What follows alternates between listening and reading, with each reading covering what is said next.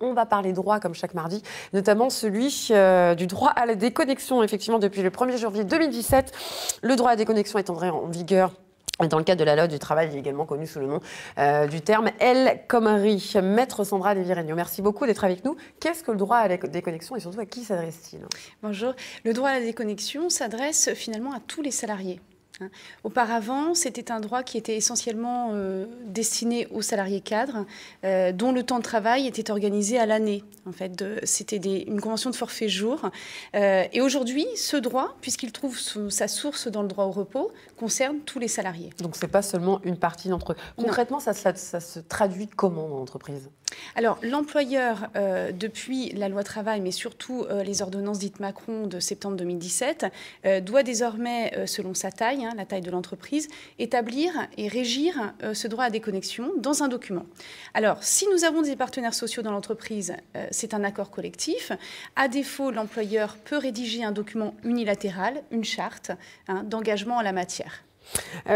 Concrètement, lorsqu'on est à domicile, est-ce que ça ne dépend pas du métier? Est-ce qu'on a le droit à la déconnexion lorsqu'on est à domicile? Mais bien au contraire.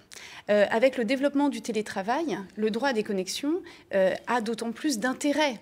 C'est-à-dire que dans les entreprises où nous pratiquons le télétravail, il est impératif que les employeurs légifèrent, j'ai envie de dire, dans leur propre entreprise. Puisque les salariés éloignés du lieu de travail vont peut-être avoir le plus de mal à se déconnecter. On parle souvent des salariés nomades avec les téléphones portables, les messageries professionnelles consultables à distance. Mais les télétravailleurs, et avec le développement exponentiel du télétravail, vont être la première cible à protéger.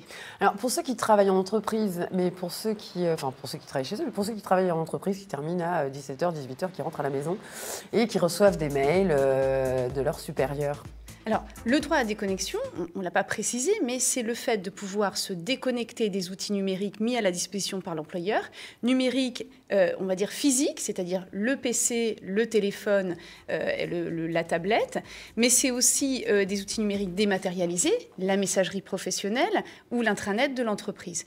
Et effectivement, si le salarié a à sa disposition un téléphone portable, il va être de bon ton, dans certaines entreprises encore, de répondre à 20h, 21h, 22h peut-être, à des sollicitations. Donc, c'est d'avoir établi des règles dans l'entreprise écrites et d'établir des plages de déconnexion.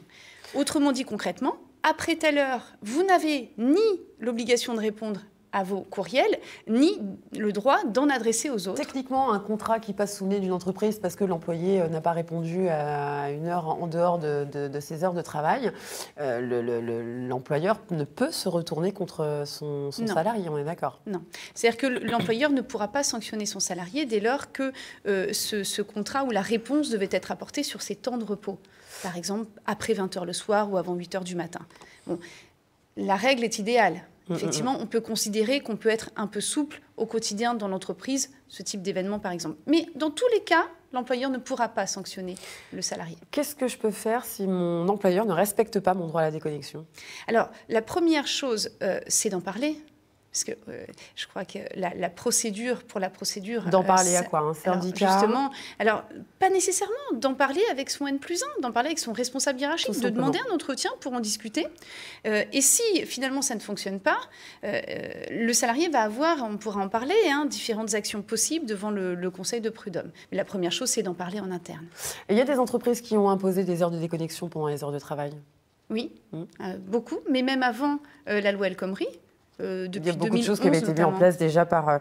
En tant qu'employeur, si le salarié ne respecte pas du coup les plages de déconnexion qui ont été arrêtées dans l'entreprise, qu'est-ce qu'il peut faire? Alors l'employeur doit agir parce que l'employeur est le garant de la santé physique et mentale des salariés.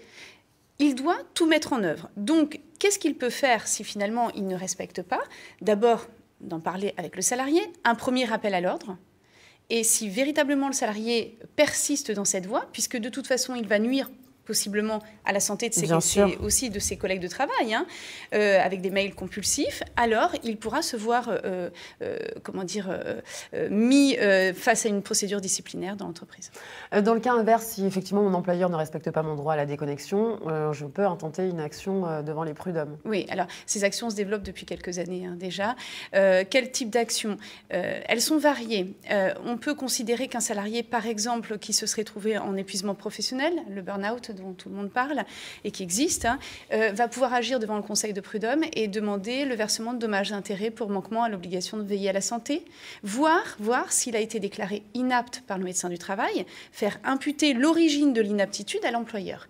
Le salarié va également pouvoir demander un rappel de salaire pour heures supplémentaires, puisque potentiellement j'ai répondu au mail après, je suis en heure supplémentaire. Enfin, nous avons une décision de la Chambre sociale de la Cour de cassation, donc la plus haute juridiction en France, du mois de juillet 2018, donc très récente, qui a condamné l'employeur à verser une indemnité d'astreinte à un salarié, on était dans un directeur de magasin, qui devait rester joignable sur son portable H24 pendant des plages de quelques jours, hein, une indemnité d'astreinte sur ce fondement. Donc vous avez vu, les demandes du salarié, elles sont protéiformes. Il peut agir sur différents champs de demande. Maître Sandra Lévy-Regnault, merci beaucoup pour toutes ces précisions. N'oubliez pas le mercredi du droit sur diverses thématiques, notamment celle-ci. Venez, c'est mercredi, donc 3 octobre à 18h à la maison de l'avocat. Je vous dirai au revoir, Maître Lévy-Regnault, et à une prochaine. Merci beaucoup pour toutes ces informations.